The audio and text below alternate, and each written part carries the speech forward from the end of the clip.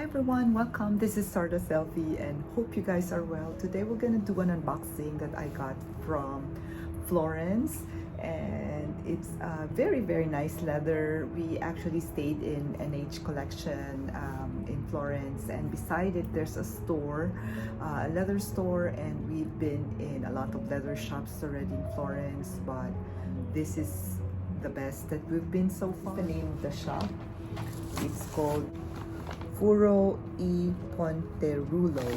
I don't know if I pronounce it well, but this is the spelling of the shop, and it is owned by a craftsman, and this is the bag, and this is it, guys. This is a rich leather, and when you go inside the store you can really smell the quality leather that the bag has. And I'm gonna insert the pictures of some other bags that he sells, and this is the tag that came with it, and he also has a website, and it's in Florence. This is vegetable tan, which is a good tanning process in leather.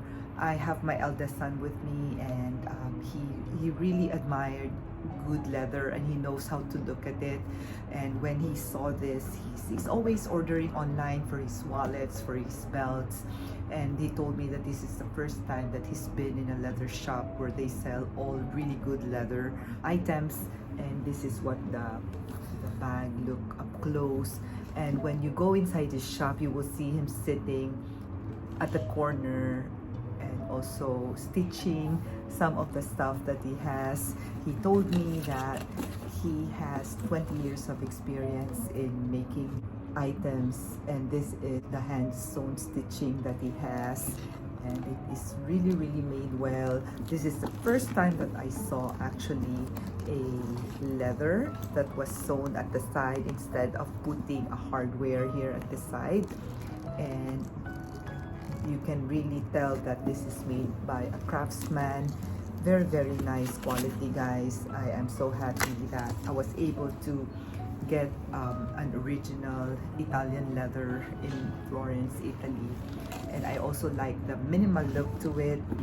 When you go to his shop, all these bags have long strap with only one hole, and when you buy his bag, he will measure it on you guys, and then he will start putting the hole after he measured you. So it's like it's custom made on the holes that he will put in, so you can adjust it well and you can have the right length that you will prefer. We were in a hurry that I wasn't able to ask him if he can cut this, as I prefer this length. This is what the bag looks like up front. So this one is adjustable. You can adjust it like so, like any other bucket bags. I wish you can smell this leather, guys. It smells really good. You can see this all leather inside, and there's no lining. You can just feel the thickness of the leather. It's not that heavy for me. And he put here a pocket, and it's like a saddle type of pocket. This is also in leather, and you can just like push it, like see there's like a button here that you can just push it in the hole like so, and it looks like this, and it can fit cards or other stuff inside. And this is what it looks like inside, guys. If you will pay close attention to here, you will be able to see the workmanship that he put in this bag. It's really hand sewn and stitched very well. And there's also a vaqueta leather that this bag has. I really love it. It's the first vachette leather that I've seen in a bag. Usually with Louis Vuitton, we can only just see parts of the leather in a monogram, but that's all bucket bag vachette, and I really love it. However, I don't want to be stressed on it, on how it will look. If there's like water stain or whatever, if you will spray it with something. He told me he doesn't recommend me to spray on anything in this leather.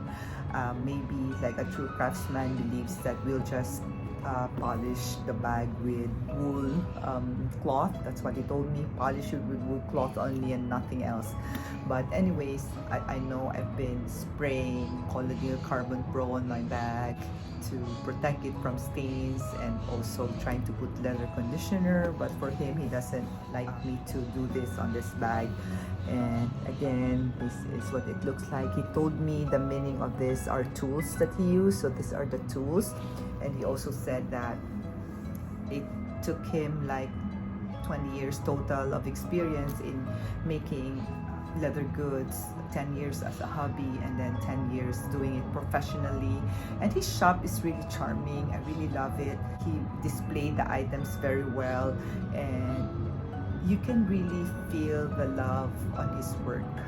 He owns the shop. He makes his bags. He said that it took him. I asked him how many days did he make this bag, and he said it took him a day and a half to make this bag. So you can really just see the passion in his eyes and on how he loves his craft. I'm so glad that I discovered his shop and was able to get a nice quality leather in Florence, Italy, as I really wanted to get something from my travel. And this is what it looks like when you put it on, guys. Really nice. So I tried it on in the store, and I love it. And I've been wanting a leather from Italy, and it is nice that I was able to find a good quality one, a vegetable tan and well made. So let me know what you think of this, guys. I am so happy with this purchase. A big bag, like it fits a lot like any other bucket bags, and it's nice that when you closed it, it just stays in place. And again, you can see the hand stitched in there. This is really a nice bucket bag. Wait for this to age, and I will also try my other Louis Vuitton straps in this bag. And it is, I have like a bandolier which is thicker than this one, so it will stay nicely on my shoulder than a thin strap. So let me know what you think of this, guys. Again, this is the name of the shop if you want to check the website. And I paid 260 euros on this. I checked his website and it's 250 only on the website. I don't know if he ships to the US. I'm in Rome right now. I've done visiting Florence, and I have a nice view of Rome right now, right in front of me. I'm in the terrace area of my bedroom. I'm gonna insert the Rome background in front of me so you'll be able to see my view. Well, thank you.